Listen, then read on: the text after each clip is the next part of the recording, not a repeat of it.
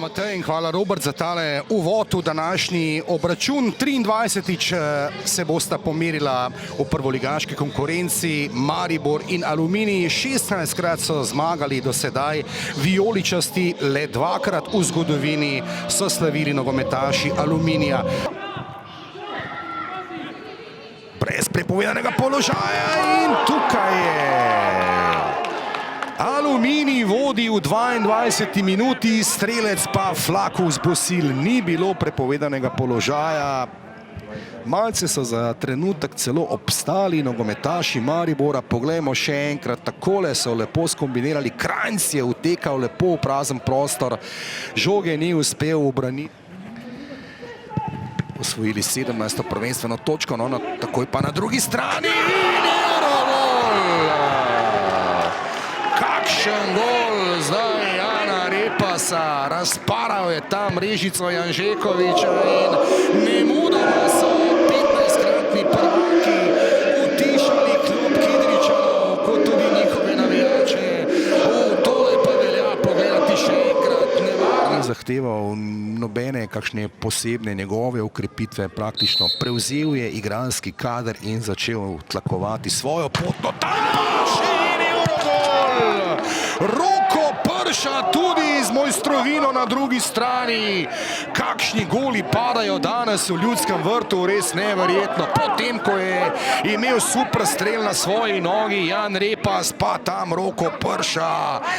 Genialno je tole opravil, sjajen strel in od prečke še žoga odbila tako na tisti najbolj sladek način. Se tiče teh novodobnih nogometnih let, 24 pomladi šteje Roko Prša, no zdaj pa predložek in izenačenje na 2:2. Čudovita podaja v kazenski prostor, kjer se je najbolje znašel Rudi Požeg-Vancaš in poskrbel za izenačenje na 2:2. Čudoviti goli padajo v Ljudskem vrtu, tokrat pa je za tega poskrbel Klinar s sjajno asistenco. Poglejmo, super natančno je tamle meril Klinar, naravnost na glavo Rudiju Požegu-Vancašu in Belokranjec za izenačenje na 2:2. Enostavno mora čestitati Aluminiju, pravi tanti komplimenti, vse čestitke nasprotniku, da enostavno danes ni bil njihov dan, da bodo morali poiskati drugačne rešitve, ampak Aluminij danes je bil dostojen, dober nasprotnik. Ja, absolutno. Vsako pride v Ljudski vrt, mora biti zadovoljen z bilo kakšnim izplenom. Mi smo res v težki situaciji in nam točke še posebej prav pridejo. Moram pa priznati, da smo bili že v zadnjih 2 tekmah zelo blizu. Nismo pač uspeli te stvari zrealizirati. Danes pa zopet, tako ste videli, 2krat smo vodili, da smo imeli malo bolj trezne glave, malo več izkušenosti, bi lahko bila slika drugačna.